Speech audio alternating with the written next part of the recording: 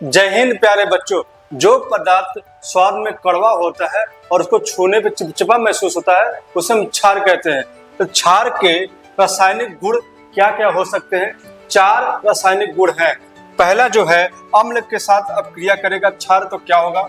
अम्लीय ऑक्साइड से क्रिया करेगा क्षार तो क्या होगा? और धातु लवण के साथ अम्ल क्षार क्रिया करेगा तो क्या होगा? और सूचक के साथ क्षार जब क्रिया करेगा तो क्या होगा? ये मोस्ट इंपॉर्टेंट है, हमेशा बोर्ड एग्जाम में पूछे जाते हैं। तो पहला क्या है, क्षार के रासायनिक गुण क्या क्या है? तो 4 रासायनिक गुण है। पहला, जब अम्ल जो है क्या करेगा, जब क्षार जो है अम्ल से क्रिया करेगा, क्षार जब जो अम्ल से क्रिया करेगा तो क्या होगा? क्षार जो है अम्लीय ऑक्साइड से क्रिया करेगा तो क्या होगा? इसके बाद तीसरा जो है, क्षार जो है धातु लवणों के साथ क्रिया करेगा तो क्या होगा? इसके बाद क्षार जो है सूचकों के साथ क्रिया करेगा, क्या उसका प्रभाव क्या हो सकता है? तो हम इसके बारे में बात करेंगे। तो पहला हमारा है, अम्ल के साथ अपक्रिया करेगा तो क्या होगा? जब क्षार जो है अम्ल के साथ अपक्रिया करेगा तो क्या होगा?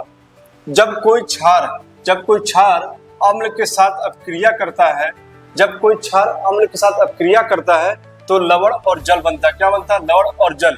और जब अम्ल जो है क्षार से अपक्रिया करेगा और लवण और जल बनेगा, उस अपक्रिया को हम उदासीनीकरण अपक्रिया भी कहते हैं। ये हमेशा इंपॉर्टेंट पूछा जाता है, उदासीनीकरण अपक्रिया किसे कहते हैं।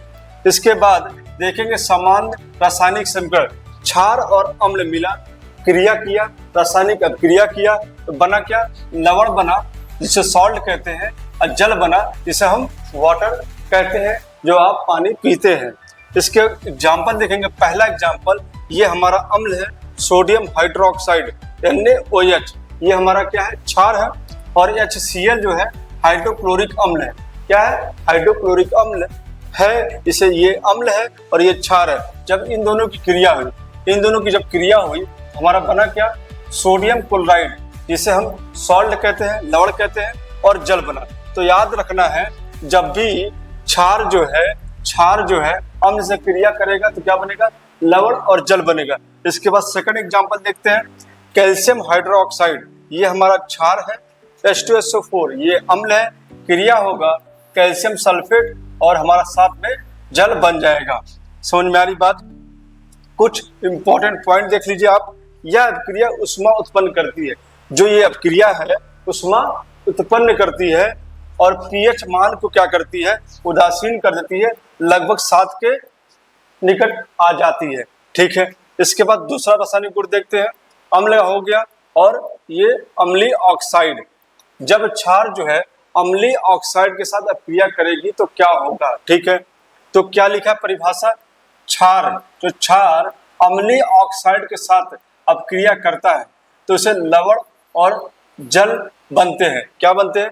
लवण और जल बनेगा और इसे अम्लीय ऑक्साइड के साथ अपक्रिया कहते हैं। अगर इसके एग्जाम्पल की बात करेंगे, जब क्षार अम्लीय ऑक्साइड से क्रिया करता है, क्षार अम्लीय ऑक्साइड से क्रिया करता है, एसिटिक ऑक्साइड भी कहते हैं इसे। क्षार जब अम्लीय ऑक्साइड से क्रिया करता है तो लवण और जल बनाता है। उदाहरण देखेंगे। पहला, सोडियम हाइड्रोक्साइड। सोडियम हाइड्रोक्साइड क्या क्षार है? और कार्बन डाइऑक्साइड अम्लीय ऑक्साइड है। क्या है? अम्लीय ऑक्साइड है। और जब क्रिया हुआ तो Na2CO3 सोडियम कार्बोनेट बना और जल बना। सोडियम कार्बोनेट और जल बना, ये हमारा लवण है और ये हमारा जल है। इसके बाद नेक्स्ट एग्जांपल देखते हैं। कैल्शियम हाइड्रोक्साइड और सल्फर डाइऑक्साइड, ये हमारा क्या है? सल्फर डाइऑक्साइड अम्लीय ऑक्साइड है और ये हमारा क्षार है। क्रिया बनेगा होगा तो CSO3 और H2O, CSO4 और H2O बनेगा, जो कि लवण है और जल है। ठीक है। अम्लीय ऑक्साइड जैसे कार्बन डाइऑक्साइड होते हैं, सल्फर डाइऑक्साइड, P2O5 आदि क्षार के साथ अपक्रिया करके लवण और जल बनाते हैं। ठीक है। CO2, SO2, P2O5 अम्लीय ऑक्साइड होते हैं। आप याद करके इसको लिख सकते हैं। इसके बाद तीसरा देखते हैं। तीसरा क्या है? धातु लवणों के साथ अपक्रिया।